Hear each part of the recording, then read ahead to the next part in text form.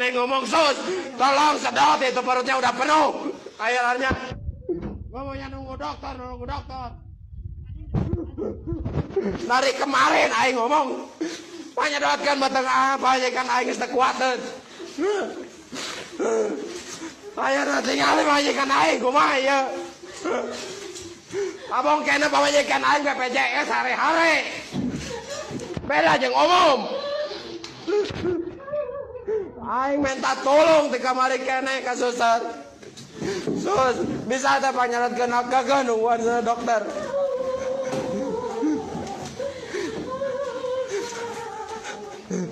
Abong kena BPJS.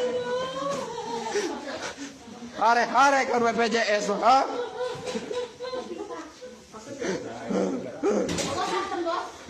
Dan narima bangun pamajikan aing tapi kan kata benang ditolongan. BPJS ternyata memakan korban lagi teman-teman ya, dimana ternyata banyak pasien yang terbengkalai bahkan akhirnya mereka meninggal. Ini menjadi sebuah potret miris bagi warga Jabar sendiri yang ternyata kini dipimpin oleh Deddy Mulyadi. Dan setelah diusut ya, ternyata memang itu bukan karena dari pihak pemerintahan Deddy Mulyadi saja ya, karena jejak rekam meninggalkan bahwa pemerintahan Jabar di zaman sebelum Ridwan Kamil ternyata meninggalkan utang sebesar 300 miliar untuk BPJS. Mungkin itulah faktor utama yang menyebabkan BPJS sulit ditunaikan oleh rumah sakit itu sendiri. Dan seperti apa ya fakta di lapangan yang mengatakan bahwa itulah yang terjadi dan beberapa pasien yang terbengkalai. Berikut videonya teman-teman ya. Ya, gara-gara diwarisi utang BPJS Kesehatan senilai 300 miliar rupiah, Gubernur Jawa Barat Deddy Mulyadi menyentil kebijakan APBD era Ridwan Kamil. Kang Deddy menyoroti APBD RK untuk membayar operasional Bandara Kertajati, bukan malah untuk bayar tunggakan utang. Bayar Bandara Kertajati ternyata ya. Jawa Barat ternyata punya utang fantastis senilai 300 miliar rupiah ke BPJS Kesehatan. Utang itu menumpuk dan belum dibayar ke kabupaten kota di era kepemimpinan Gubernur Ridwan Kamil.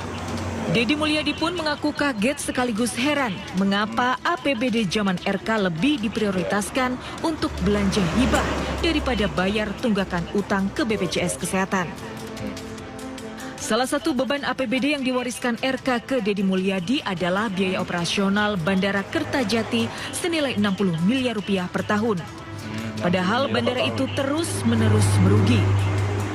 Sementara alokasi anggaran BPJS Kesehatan yang jelas-jelas untuk kesehatan warga Jabar justru menunggak. Pemprov Jabar ternyata punya tunggakan utang BPJS 300 miliar. Terhadap kabupaten kota. Nah itu terjadi tahun anggaran sebelum saya pimpin. Makanya tadi saya komplain ke teman-teman Bapeda, kepada Dinas Kesehatan. Kenapa sih dulu ketika kita punya uang fiskal yang sangat cukup lebih banyak hibah dibanding bayar kewajiban pemerintah BPJS. Kan ini rawan kalau kabupatennya tidak bayar, itu bisa stop pelayanannya. Kang Deddy menyatakan akan mengevaluasi belanja hibah Pemprov Jawa Barat yang dinilai banyak tidak tepat sasaran. Dari Bandung, Jawa Barat. Ini kemarin kene ngomong sus, tolong sedot itu perutnya udah penuh. Akhirnya temen ya tuh. ngomongnya nunggu dokter. Ya, Dari kemarin aing ngomong panyedotkeun batang apa kan aing geus teu kuateun. Ayeuna tingali majikan aing kumaha ieu? Abong kene pamajikan aing BPJS hare-hare. Beda jeung umum.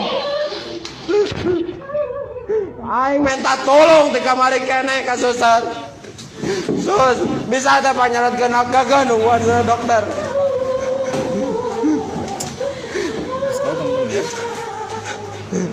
Abong kene BPJS. Hare-hare kan BPJS, ha?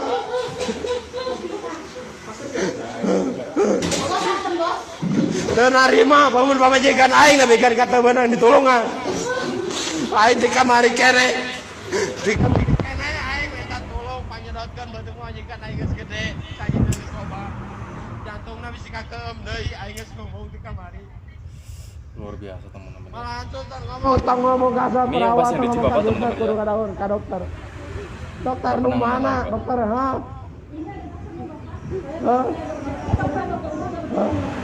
Nah, tuh aing mah teu panyerotkeun bae kamari kene hari-hari, ha?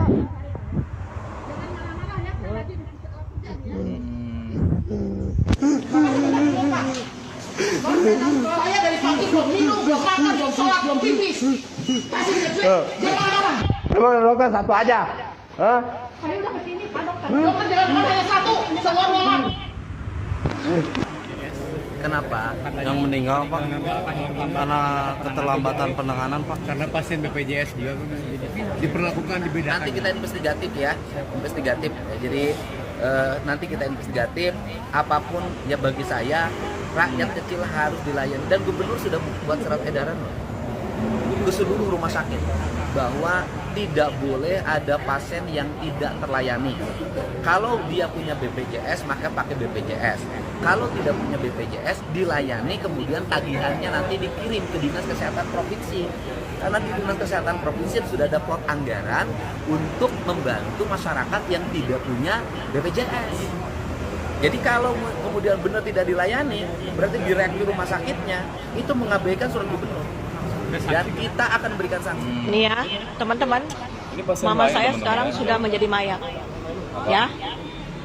Karena penanganan di Rumah Sakit Siloam Bangka yang terlalu lambat. Teman-teman ya. Mereka bilang ruang ICU di sini penuh, ternyata masih tersedia. Karena pasien udah darurat, baru dimasukin ke ruang ICU. Ternyata memang ruang ICU itu tersedia dari kemarin. Tapi pihak rumah sakit bilang ruang ICU penuh. Ini orang-orangnya ya. Orang-orang rumah sakitnya ya. Langsung ditutupin pakai masker. Kita nggak mau tahu. Kecuali mama saya ditanganin dari tadi pagi, oke, nggak apa-apa. Tapi mereka Rumah bilang sakit penuh, itu yang bikin saya Siloam. sakit hati, Pak. Itu yang bikin saya sakit hati, tau nggak? Ternyata ini kosong dari kemarin, tau nggak? Saya akan viralin ini ya, teman-teman. Ini mama saya, teman-teman, ya. Nggak ada. Mama saya udah nggak ada. Yang bilang ruang ICU penuh tadi siapa? Padahal ICU itu kosong dari pagi tau nggak? Pasien ruang ICU itu keluar tadi malam, dirawat di lantai 7. Itu ada tetangga kita yang dirawat di ICU, dia bilang dari semalam sudah kosong. Mama saya tuh kritis dari tadi malam, dibiarin dia bilang ruang ICU penuh. Udah oper rumah sakit lain. Nggak ada konfirmasi, percuma. Saya tuntut ini ya. Tau nggak? Kenapa? Jong Kyun siap. Jadi di sini Hah? rumah sakit ini doang. Kan tadi malam udah kritis itu mama saya. Katanya harus di ruang, harus Di sini ICU penuh katanya. katanya harus masuk ruang insentif ICU. Katanya ruang ICU di rumah sakit ini penuh. Harus dioper rumah sakit lain. Mama saya nggak lanjutin. Ternyata ruang ICU di sini kosong. Suster yang di atas, yang di bawah nanyain. Yang ngasih tahu ibu ruang ICU ada siapa katanya gitu. Sampai nanya ada kenal suster Siloam nggak? Ada. Tapi jangan nyalain suster Siloam, saya bilang. Yang ngasih tahu saya pasien yang di lantai 6 juga. Itu tetangga kita. Pas ketemu tadi siang jam 1, dia bilang ada kok. Dari semalam udah kosong. Masalahnya bukan bednya kosong, Nah, tenaga kerja itu kenapa bisa ada satu-satu? 3 yang penuh, satunya kosong. Hah? Nggak ada alasan. Ini darurat. Ini pasien ini darurat. Bukan pasien yang main-main loh. Mama saya itu darurat. Nggak bisa napas tuh. Udah susah napas tuh dari tadi malam loh. Hah? Dari pagi juga napasnya udah susah. Hah? Napasnya udah susah tapi nggak ada tindak lanjut juga. Diam, pada diam di sini. Dipanggil juga diam. Darurat jam 2 juga dipanggil, susternya lama banget tuh nggak? Sampai dokter apa tadi? Dokter anestesi yang ngomelin perawatnya. Kalian ini gimana sih kerjanya? Ini pasien udah darurat, kalian masih santai aja dibilang. Tanya dokter anestesi kalau nggak percaya. Sampai gemeter ini tangan saya coba. Saya tuntut kalian, lihat ya. Rumah Sakit Siloam Bangka, saya laporin ke BPJS. Waduh, parah banget ini teman-teman ya. Ternyata ya nggak rumah sakit Cibapat aja yang kemarin baru viral ya. Ternyata di Siloam Bangka ya, mungkin ini udah lewat beberapa waktu yang lalu, mengalami lambat penanganan pasien hingga akhirnya si pasien meninggal ya. Dan ini sangat miris ya, karena ternyata ya itulah salah satu contoh di mana ketika dana BPJS telah dibayar oleh pemerintah setempat ya, ternyata gubernur, kepala daerah masing-masing ya, akhirnya ya begitulah ya, sepertinya rumah sakit pun enggan untuk segera menunaikan tugas dari pemerintah, yaitu pasien BPJS, dan lebih mengutamakan pasien yang bayar tunai. Dan ini menjadi sebuah perhatian khusus yang sangat harus ditangani dan menjadi PR tersendiri, terlebih Deddy Mulyadi, karena ini baru-baru terjadi di Rumah Sakit Cibabat, kalau nggak salah ya. Mohon maaf sebelumnya, saya kurang koreksi. Itulah yang menyebabkan pasien itu meninggal ya, perutnya membesar karena banyak cairan dan setelah disedot akhirnya meninggal ya. Bagaimana ya perasaan teman-teman seandainya itu jadi, pasti marah besar ya dan sangat sedih ya. Dan akhirnya Deddy Mulyadi pun memberi solusi agar rumah sakit harus tetap menangani meskipun belum ada dana, dan nanti tagihan bayar pembayarannya akan ditagihkan ke Dinas Kesehatan Provinsi. Dan itu salah satu caranya saat ini ya, cara darurat ya yang ditempuh oleh Deddy Mulyadi. Dan berikut ulasan dari Menteri Kesehatan yang lalu, di mana BPJS ternyata ya Dinas Kesehatan ya nggak menjamin gitu ya teman-teman ya. Aneh sekali ya, padahal Indonesia negara yang sangat kaya kan pajak, karena masyarakat sendiri itu sangat luar biasa banyak. Apa sih sebenarnya historinya bisa lahir BPJS itu apa? Kan ingin memotong birokrasi kesehatan supaya tidak berbelit-belit. Dulu ada Jamkesmas, Jamkesda, Askeskin, SKTM, bla bla bla bla, supaya mimpi kita ada jaminan sosial tingkat nasional. Sehingga orang Pandeglang sakit di Bandung, orang Papua sakit di Aceh, itu semua hak warga negara Indonesia. Kita orang Indonesia punya hak yang sama. Itu perintah Undang-Undang Dasar 45 pasal 28H. Setiap warga negara punya hak sehat yang sama. Mau Menteri Kesehatan, mau anggota DPR, tukang ojek, satpam, tukang wartawan. Sekarang pokoknya bagaimana warga negara punya hak sehat yang sama. Mau punya mercy, mau tukang rumput, sama dulu. Perawatan, Bu. Tapi sudah dipulangkan ini banyak, Bu. Di tempat saya bisa kasih satu persatu nama mereka, Bu. Jadi kalau bilang nggak ada, Bu. Ini baru di tempat saya. Saya belum bicara tempat yang lain. Ibu tahu, ya, masih sahabat saya. Dia makannya udah dengan selang. Tetap dipaksa pulang. Meninggal. Banyak, Bu.